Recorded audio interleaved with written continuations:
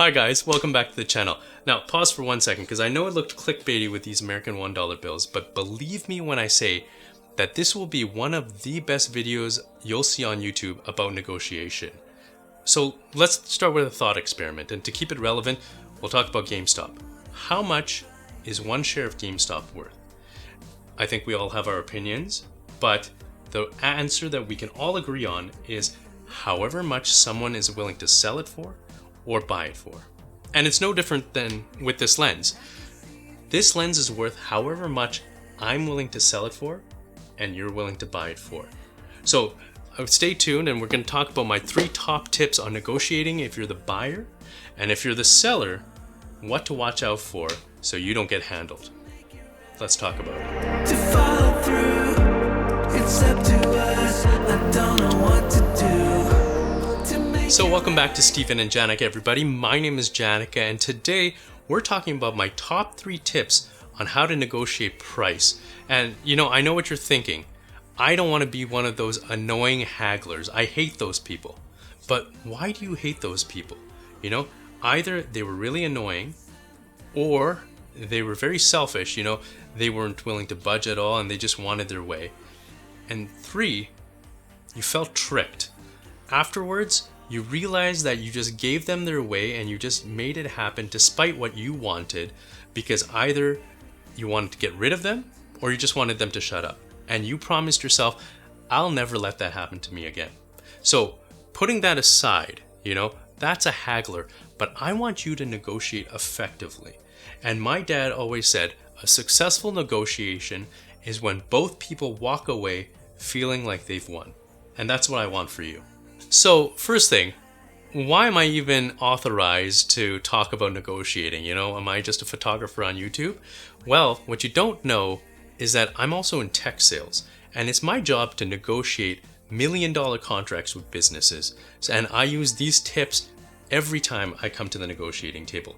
And it's really important because establishing that good relationship with my buyer is very important to me. I don't want them to feel tricked or that I was annoying in any way, because the relationship needs to continue. Now, you might never see the person who you buy a lens from, but like I said, you don't want to be one of those annoying hagglers that just asks for everything and gives nothing. So my very first tip, you want to talk to people who are open to negotiate. And how do you find these people out? Well, there's a real simple trick. What you do is that you reach out to people and you just ask them, is the price negotiable? Will you consider taking this many dollars for it? So take this lens for example. I reached out to 4 or 5 people on Kijiji who were selling this lens. It had to be in a certain condition, of course. But I reached out and said, hi, is this still available? Would you consider taking this price for it? And I would offer a low price. First of all, offering the lower price anchors the price, and we'll talk about that in tip number 2.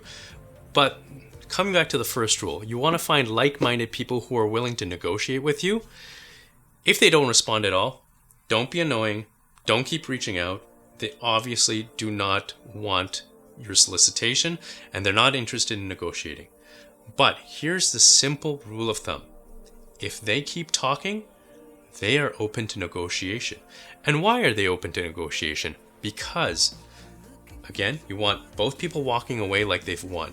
So if they're still willing to sell, if they're willing to talk about the price or move on that, there must be something of value for them to sell it at that price.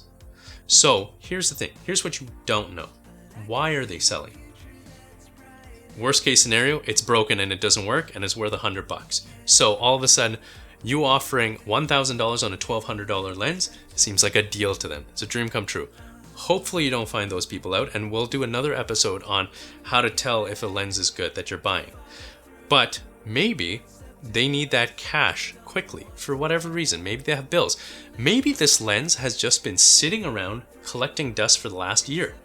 And if they had $1,000, they would be able to buy a different lens that they would use more often. There's all sorts of reasons for why people sell, and sometimes you can't know exactly what that reason is, because maybe people won't also tell you. Maybe they need money for medical bills, but they don't want to get into that, right? Whatever the reason is, if they keep talking to you, it means they're willing to keep negotiating. Maybe they won't like your first offer, but they're willing to still talk. Rule number 2, a successful negotiation is when both people walk away thinking they've won. So how do you do this? First of all, you want to test where fair is for them, because you don't have all the information. So what I suggest is, try lowballing. Now don't get ridiculous, but with this lens, they had put it in there for $1,200. I offered $1,000. Now, what did they say? Absolutely not. I can't do it. The lowest I would consider is $1,125. Now, what I've already done is I've anchored at $1,000. Say I said, hey, would you consider taking $1,125 for it? They might actually say, absolutely not. Lowest I'll consider is $1,150. All of a sudden you're working higher. But the point is not to be offensive. Be respectful. And you want to be respectful because it's important that they like you. More on this in tip number 3. But here's the thing. What you think is lowballing might not actually be lowballing to them. Like I said, you don't have all the information. You don't actually know what is a fair deal in their eyes. Again, if you lowball $500 and it's broken and they think it's worth $100, they're laughing all the way to the bank. But, that's an extreme case. Maybe, again, they just need money very quickly and they don't have the time to say, go to another buyer that will offer them $1,150 and wait. Maybe they got no offers in the entire time that they had posted this lens. So what you want to do in the first step in this negotiation is you want to anchor the price. So you've already offered $1,000. Another thing you can do, and I do this often, and what it does is it takes the pressure off me.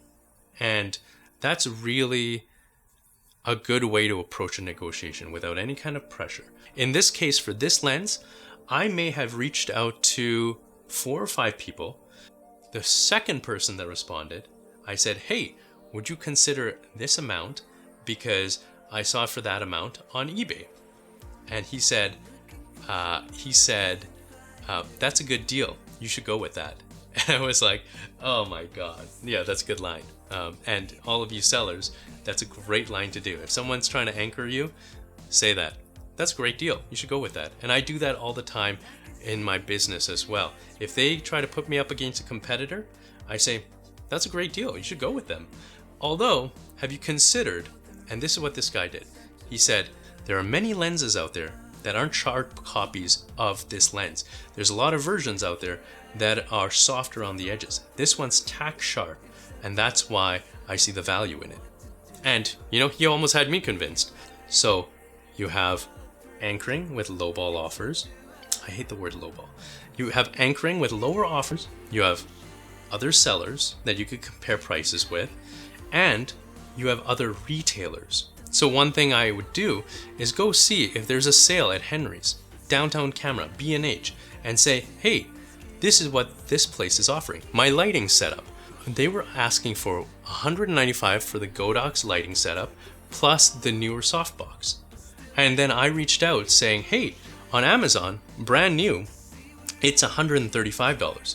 And I sent him the link. And he says, oh shoot, that's exactly right. Okay, what about $150 for both? And all of a sudden, we've anchored the price in a different way. Number 3, and this is the most important one. You want to be working together to find a resolution. This isn't a battle. You're not fighting each other. You are working together to find a good compromise and a good negotiation. And the first step in that is language. You want to be very respectful when you're talking to this person. You don't want emotion coming into this. And to be fair, they don't owe you anything. So they could just stop talking to you. Be respectful, because that'll get you a long way. And going with language, you want to say things like, maybe we could find a middle ground. Maybe we could compromise on. Things like that.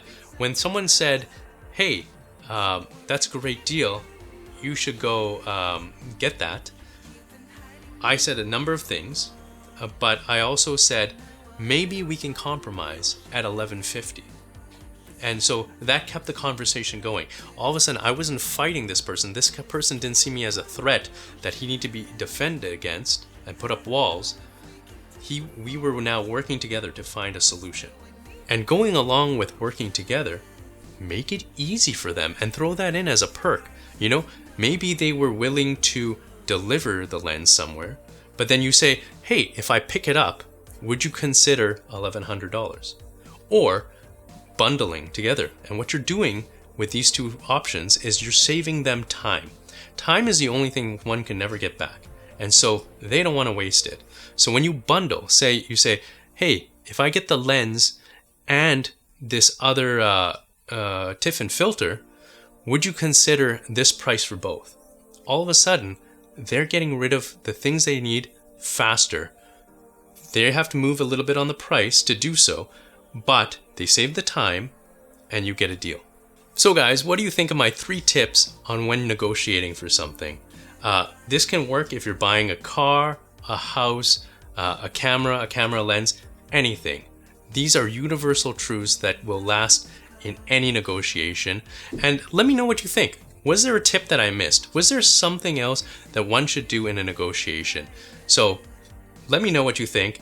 I hope this saves you guys a lot of money in the future, no matter what you're doing and what you're buying.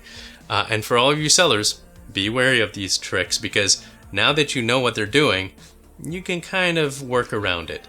But whichever side you're on, whether you're the buyer or the seller, you know, you want to work together to find that good compromise and always be respectful.